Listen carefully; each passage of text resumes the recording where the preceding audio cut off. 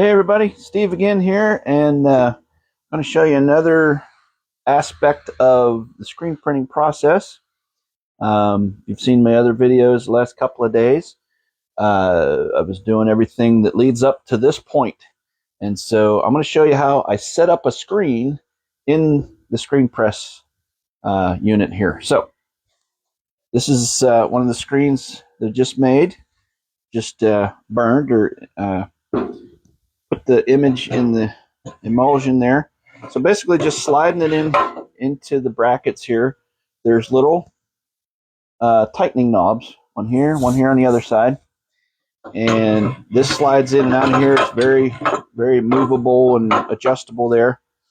And if you look down below here, there's this heavy pin. It's about an inch diameter pin with a little tapered end on it. It slides down into a groove in the back of the unit here, and that is where, in fact, maybe I'll see it better if I just do this.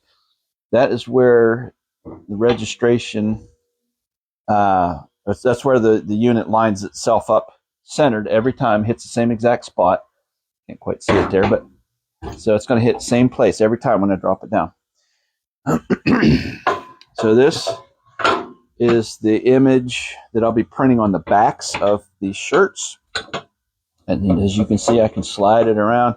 What I'm doing is getting the wording or the image itself centered on the platen, okay, centered, and then centered up and down on the platen and straight, square with the platen.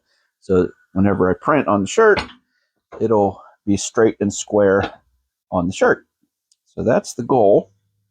So I'm just looking through the screen here and just kind of eyeballing it because it's not an exact thing, because each shirt that I put on there, I have to put on straight and square. So I wanted everything to be as straight as possible to start with, even though each shirt is going to be printed individually. One shirt might be just a little bit off-centered from the other ones, but if everything is straight and square to start with, that makes it a lot easier to get all the prints on the shirts straight and square each time. So that's it. I just tighten these two knobs down. Now this is kind of locked in place, okay, solid, and it drops down into that pin there, and then I just use regular masking tape and find the end of it. I should have started with a roll that was already started, but with the masking tape, I just tape around. See? You see, I didn't practice this before I got on the video.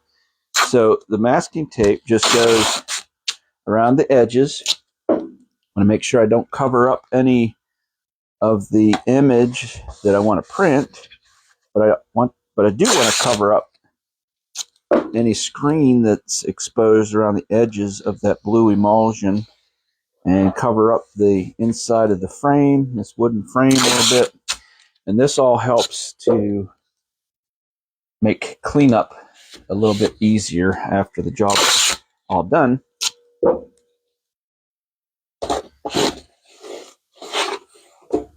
And like I said, this is just regular old masking tape, 2-inch masking tape. I got it at Lowe's or somewhere. Nothing special about it.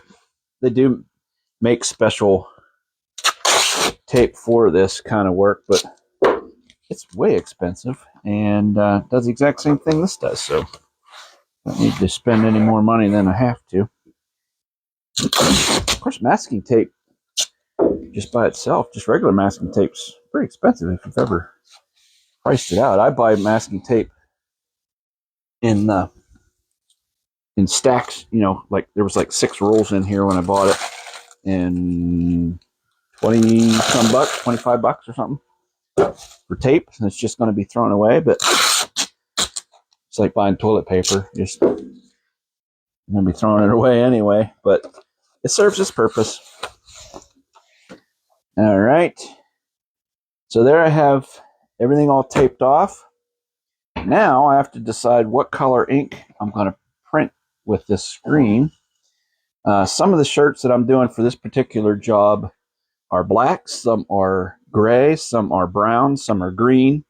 There's actually even some red shirts in there. So I want to try to pick a color that will go on all of those shirt colors, so I don't have to change ink color any more than I have to. Obviously, I can't print black ink because I'm printing on black shirts. I can't print light gray ink like what's on the front of the shirts because some of the shirts are light gray. I can print dark gray, maybe. I could do dark gray ink. That would work on black. That would work on the dark green. That would work on the red. That would work on the white and the light grays. I think that's what I'll do. I'm going to start with dark gray. And as I go through this job, if I feel like I need to use a different color, maybe for the brown shirts, I might want to do a tan or whatever color print on there. But I think that dark gray, charcoal gray ink would work on just about all the colors that I have. So that's what I'm going to do. So what I have is a quart of dark gray right there. And this is ink. It's not paint. A lot of people, refer to it as paint. It looks like paint, but it's much thicker. So let's stretch out. It's very stretchy. It's a plastisol ink. It's a solvent-based ink. So it doesn't air dry. Like it's not going to dry out like a paint would. It doesn't get like a skim on top of it. So I can leave the lids off of it, and I just got to mix it up. Sometimes the oils will separate out of it. You just got to kind of mix it up. So it's very, very thick consistency. I don't know what consistency you would call that, and I just kind of do that and put a bead of ink across the bottom of the screen there, just like that. Doesn't take a whole lot. I'll sit that close by there. And then I need a squeegee. I already have a dark gray squeegee here on this screen. So I want to make sure I don't have any ink that's going to drip while I'm holding the squeegee out away from the screen. I don't want to drop ink anywhere. So that will sit there like that. Now the frame, the screen frame, and the I call this the brackets that hold this in place are all raised up back here, so the squeegee will sit. And actually, the shape of the squeegee, let me show you that maybe. You can see it's got like an hourglass shape to it, so it's easy to grip with your fingers. A little more, what is that, ergonomically shaped, whatever. But that'll sit there like that, even with the screen tilted up. It's not going to slide out the back of the screen there, as long as I'm careful with it. Okay, and then I just have to go get my shirts and get them all stacked up and ready to put on here. And I already did a video of how to actually print the shirt, so you can go watch that one if you didn't see it yet. But that's how we set up screens for screen printing. Thanks for watching, guys.